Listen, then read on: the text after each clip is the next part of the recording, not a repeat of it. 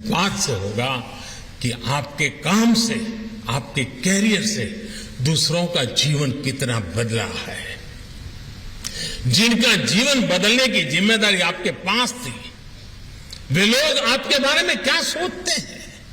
इसलिए आपको ये हमेशा याद रखना है, good governance is the key.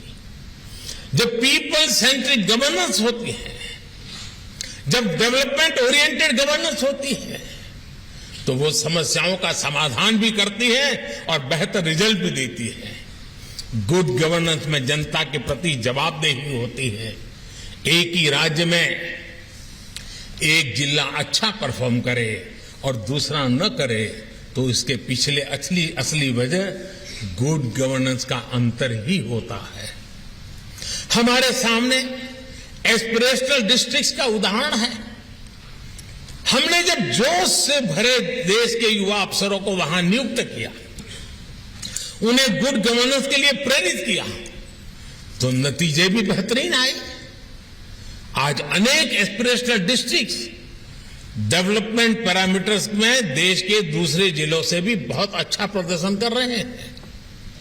जब आप इस पर फोकस करेंगे, पीपल्स पार्टिसिपेशन पर फोकस करेंगे, तो जनता में भी ओनरशिप का भाव, उसकी भावना और अधिक मजबूत होगी। और जनता जनार्दन किसी भी योजना की ओनरशिप ले लेती है, तो अभूतपूर्व नतीजे आना सुनिश्चित हो जाता है। आप स्वच्छ भारत अभियान देख लीजिए, अमृत सरोवर अभियान देख लीजिए, जल जीवन मिशन देख लीजिए। इनकी सफलता का बड़ा आधार जनता द्वारा ली गई ओनरशिप है। साथियों, मुझे बताया गया है कि आप अपने जिले की आकांक्षाओं को ध्यान में रखते हुए एक डिस्ट्रिक्ट विजन एट 100 तैयार कर रहे हैं। ऐसा ही विजन पंचायत स्तर तक होना चाहिए।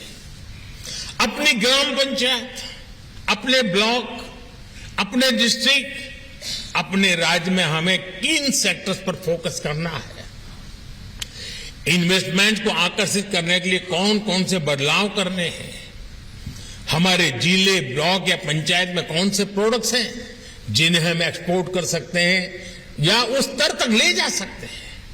इनको लेकर एक स्पष्ट विजन हमारे पास होना चाहिए। आप अपने क्षेत्र में स्थानीय उत्पादों को बढ़ावा देने के लिए एमएसएमई और स्वयं सहायता समूहों के बीच कड़ियों को जोड़ सकते हैं। आप सभी के लिए लोकल टैलेंट को प्रोत्साहित करना, लोकल एंटरप्रेन्योरशिप को सपोर्ट करना, स्टार्टअप कल्चर को बढ़ावा देना, मैं समझता हूं कि ये समय की मांग है। साथियों, हेड ऑफ द गवर्नमेंट रहते हुए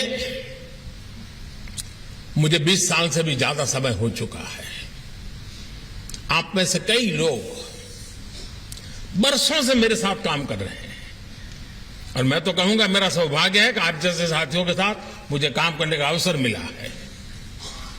आप जानते हैं कि मैंने हमेशा कैपेसिटी बिल्डिंग पर कितना जोर दिया है। मुझे खुशी है कि आज आप सब सिविल सर्वेंट के बीच मिशन कर्मयोगी एक बड़ा अभियान बन चुका है। मिशन कर्मयोगी का मकसद है सिविल सर्वेंट्स के फुल पोटेंशियल का उपयोग करना। कैपेसिटी बिल्डिंग कमीशन इस अभियान को पूरी मजबूती से आगे बढ़ा रहा है। मेरा यह भी मानना है कि ट्रेनिंग और लर्निंग कुछ महीनों की औपचारिकता बनकर नहीं रहनी चाहिए।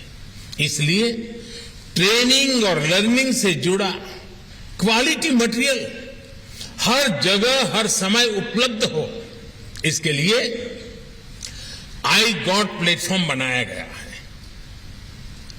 अब सभी नए रिक्रूट्स को आई गॉट पर कर्मयोगी प्रारंभ के ओरिएंटेशन मॉड्यूल के साथ भी ट्रेन किया जा रहा है। साथियों, बीते वर्षों में सरकार ने ब्यूरोक्रेसी को एक और बंधन से मुक्ति दिलाई है। ये बंधन का प्रोटोकॉल और हायरार्की का बंधन। आप जानते हैं कि हायरार्की के बंधनों को तोड़ने की शुरुआत भी मैंने खुद की है। मैं लगातार सेक्रेटरी से लेकर के असिस्टेंट सेक्रेटरी तक से मिलता हूं। मैं ट्रेनी अफसरों के साथ मुलाकात करता हूं। हमने डिपार्टमेंट के भीतर हर किसी की भागीदारी बढ़ाने के लिए, नए आइडियाज के लिए केंद्र सरकार में भी चिंतन शिविर को बढ़ावा दिया है। हमारे प्रयासों से एक और बड़ा बदलाव आया है। पहले वर्षों तक राज्यों में रहने के बाद ही अधिकारियों को डेपुटेशन पर केंद्र सरकार में काम करने का अनुभव मिलता था। ये किसी से और किसी ने नहीं सोचा होगा कि अगर इन अधिकारियों के पास केंद्र सरकार में काम का अनुभव ही नहीं होता तो वो केंद्र के प्रोग्राम्स को जमीन पर लागू कैसे करेंगे। हमने असिस्टेंट सेक्रेटरी प्रोग्राम के जरिए इस गैप को भी भरने का प्रयास किया। अब युवा आईएएस अपने कैरियर की शुरुआत में ही केंद्र सरकार में काम करने का, उनके अनुभव लेने का मौका मिलता है। सीनियर मोस्ट लोगों के साथ उसको कुछ सीखने को मिलता है। हमें इस तरह के इनोवेशंस को आगे बढ़ाना है। इन प्रयासों को परिणामों के लिए और शिखर पर ले जाने के लिए निरंतर कोशिश करनी है। साथियों, विकसित भारत के लिए 25 वर्षों की अमृत यात्रा को देश ने कर्तव्यकाल माना है। आजादी की शताब्दी, देश की स्वर्ण शताब्दी तब होगी जब हम कर्तव्यों को पहली प्राथमिकता देंगे। कर्तव्य हमारे लिए विकल्प नहीं, संकल्प है। ये समय तेजी से बदलाव का समय है। आपकी भूमिका भी आपके अधिकारों से नहीं, आपके कर्तव्यों और उनके पालन से तय होगी। नए भारत में देश के नागरिक की ताकत बढ़ी है, भारत की भी ताकत बढ़ी है। इस नए उभरते भारत में आपको अहम भूमिका निभाने का अवसर मिला है। आजादी के 100 साल बाद जब इतिहास आकलन करेगा तो आपके पास अवसर है कि उसमें एक प्रमुख नाम आपका भी हो। आप गर्व से ये कहें कि मैंने देश के लिए नई व्यवस्थाओं के सृजन में भूमिका निभाई है, व्यवस्थाओं को सुधारने में बड़ी भूमिका निभाई है। मुझे विश्वास है कि आप सभी